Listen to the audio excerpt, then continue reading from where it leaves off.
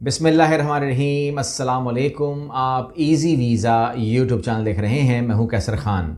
आज मैं जिस वीज़े को आपसे डिस्कस करने जा रहा हूं, ये बहुत बड़ी अनाउंसमेंट है लग्जमबर्ग गवर्नमेंट की। बेसिकली ये एक फॉर्म वर्क वीज़ा है जिसके लिए कुछ इब्तदाई शराइत, कुछ नरमियाँ और कुछ अच्छी बातें जो हैं वो पहले समझ लीजिए। फिर कौन लोग एलिजिबल होंगे, उनकी जिम्मेदारियाँ क्या होंगी, वो तमाम लोग जान जाइए।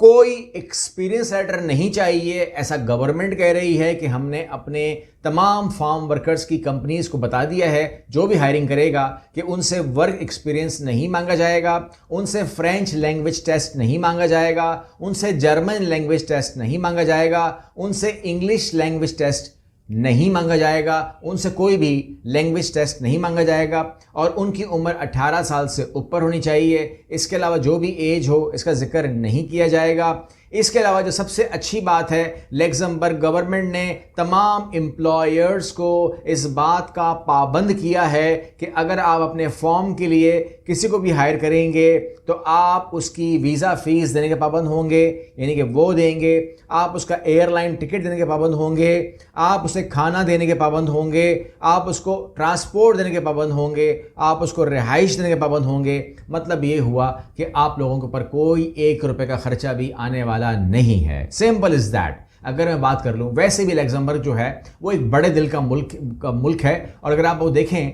उसके बिहेवियर, जनरल बिहेवियर, अगर आप लग्जमबर्ग में घूम रहे हो, जो लग्जमबर्ग हैं वो जानते हैं, वो सेकंड करेंगे मेरी बात को, कि वहां पर अगर आप पब्लिक ट्रांसपोर्ट यूज करते हैं तो चार्जेस ही कोई नहीं है, ठीक है ना। सिंपली यू कैन यूज, कोई चार्जेस नहीं है। तो वहां पर नॉर्मली ट्रांसपोर्ट वैसे ही फ्री है फॉर एवरीवन, तो आपके लिए भी फ्री है। तो जाहिर सी बात है, इसमें कोई बड़ी बात नहीं है। तो हम आगे बढ़ते हैं, कौन अप्लाई करेगा, कैसे अप्लाई करेगा। लेकिन दिमाग में जान जाइए, अगर आप सैलरी के बारे में बात करेंगे, क्योंकि मैंने कहा खर्चा कुछ नहीं है, खर्चा जीरो है, तो फिर आप कहते हैं कि जी एवरेज सैलरी क्या होती है। जो सबसे छोटी सैलरी है, जो सबसे शुरुआत कहते हैं ना स्टार्टिंग, तो वो है €2,600। इसमें भी टैक्सेस का मामला आता है, वो तो बता दूं, लेकिन ये जो €2,600 है ये विड्रॉ सैलरी है, ये आपको मिल जाती है। और अगर आप एक्सपीरियंस हैं तो फिर आपकी सैलरी जो है वो बहुत ज़्यादा बढ़ जाती है, 6,600 से लेकर के ये कोई 8,000 को टच करती है, जो कि अमाउंट बहुत बड़ी हो जाती है। लेकिन इन टैक्सेस के अंदर आप जानते हैं कि टैक्स की जो शरह है लग्जमबर्ग के अंदर वो 8 से 25% की है।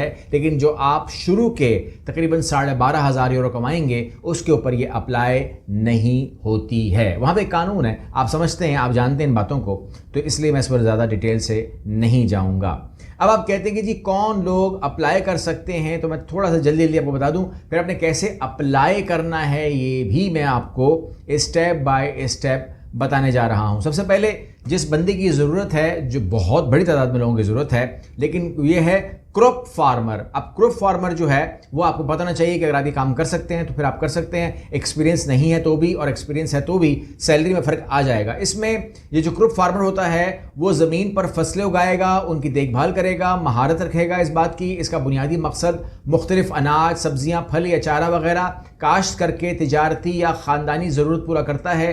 अमूमन एक क्रॉप फार्मर की फ़राइज़ क्या होते हैं, वो उसका अभी वहाँ पर तो मशीनें हैं ना, उसकी मशीन के जरिए जो हल चलाते हैं वो चलाना हो सकता है, जुताई करना, मिट्टी में खाद या केमिकल्स का इस्तेमाल करके जो कीड़े वगैरह का चक्कर होता है उसको देखना, और आपाशी खाद वगैरह को मैनेज करना। इसके अलावा जड़ी बूटियाँ को भी देखना, जो कीड़ा मार दवाइयाँ होती हैं उसका भी कब इस्तेमाल करना है तमाम उसको पता नहीं चाहिए। कटाई के अंदर भी काम कर सकता है और मार्केटिंग वाले भी काम कर सकते हैं। तो ये पूरी की पूरी जो एक चेन है ये क्रॉप फार्मिंग में आ जाती है, ठीक है।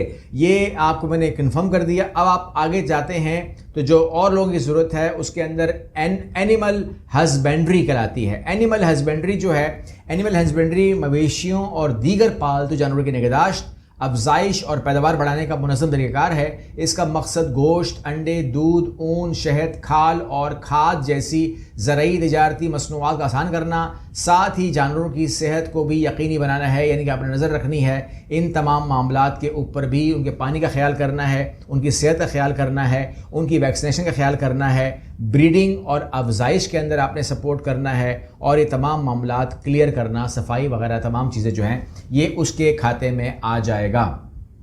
इसमें गाय, भैंस, भेड़, बकरी, मुर्गियाँ, ऊँट, घोड़े, खच्चर, मछली, फ़िश फार्मिंग, शहद की मक्खियाँ, ये तमाम के तमाम आम मवेशियों की अक़साम में आ जाती हैं। डिपेंड करता है आप किस फॉर्म पे काम करने वाले हैं। You should know about all that. मैं डिटेल में से बोल रहा हूँ ताकि इसके बाद आप ये ना बोलें कि जी मैं एलिजिबल हूँ कि नहीं हूँ। तो जो एलिजिबल हैं वो खुद सुन लें। और इनके अंदर इसके अलावा अगर मैं आगे जाऊँ तो फिर आगे है जी वेटिकल्चर की भी ज़रूरत है। और वेटिकल्चर वो लोग हैं जो अंगूर की काश्त का साइंसी और फ़नी महारत रखते हैं या मुताला रखते हैं, उसके अंदर वेटिकल्चर की बड़ी ज़रूरत होती है। और ये ज़ाहिर सी बात है कि आप जानते हैं कि इसके अंदर वो क्यों इतनी दिलचस्पी रखते हैं, क्योंकि ये वाइन के हवाले से इनकी एक पसंदीदा मामलात होते हैं। तो इसलिए ये बहुत ज़्यादा ख्याल करते हैं कि वाइन वार्ड और वर्कर वो फ़र्द है जो पाकिस्तान में रोज़मर्रा ऑपरेशंस अंजाम देता है ताकि अंगूर की सेहतमंद पैदावार और बुलंद मयार यकीनी हो। इसका दायराकार अमूमन जो है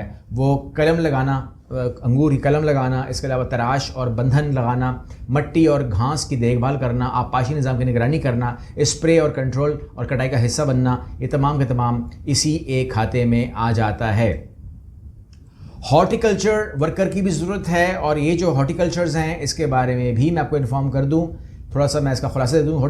हॉर्टिकल्चर जो वर्कर्स हैं वो बागवानी के मंसूबे में बुनियाद से लेकर कटाई तक हर मरहले पर अमल करेगा, पौधों की नशोनुमा का ख्याल करेगा, सेहत और खूबसूरती को बेहतर बनाना इसका हदफ होता है।